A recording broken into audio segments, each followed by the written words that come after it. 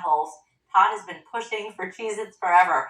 Now, it says Green and Green Bakery Company invested, trademarked, and first introduced the Cheez-It snack back in 1921. On Friday, Todd will do the show live from Carillon Brewing Company to unveil a 6-foot-tall Cheez-It statue.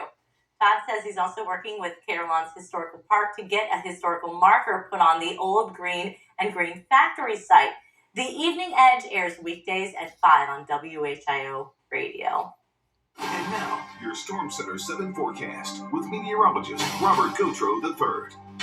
We love Todd. We've been talking, and we've all supported the Cheez-It movement for Todd for a long time.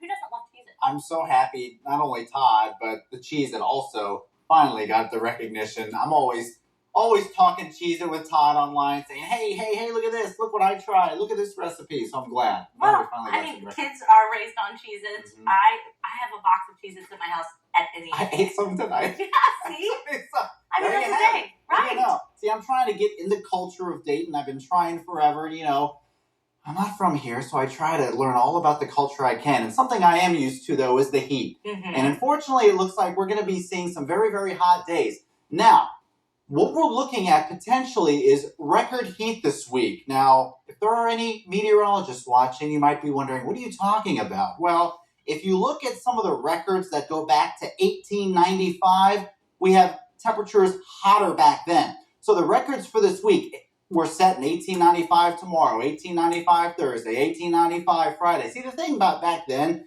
is that that data is certainly useful, it's certainly helpful, but in climate research, the best data is going to be around airports, and that's what we're using for this. It only goes back to 1935, but it's much more strict and rigid.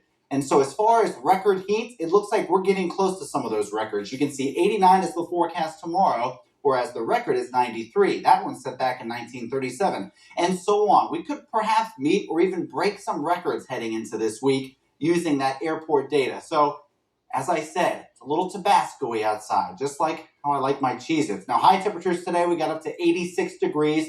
That's as hot as we got yesterday. So, no, it's not the warmest temperature of the year thus far. Yesterday, well, I guess it's tied for the hottest if you compare to yesterday. But regardless, it certainly was warm. And we are anticipating getting warmer than this over the next several days. As you saw earlier, we're definitely looking at some 90s. Temperatures right now in the 70s. Looks like we're 66 in Richmond, but we're still hanging on to 73 in Dayton. And we're not looking at much rain yet, but we definitely did see some. We're going to be in the mid-80s again tomorrow. Kind of a mild night tonight, though, only down in the mid-60s. And here are the showers that move through. Yes, we saw a few stray showers. This is what we've been talking about as far as a stray shower is concerned.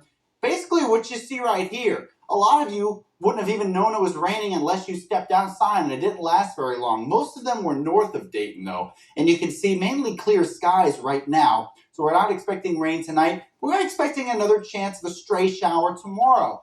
If one of those showers happens to fall in the airport, that may mess up our rain stats for May. But right now, we are looking at the 8th driest May on record.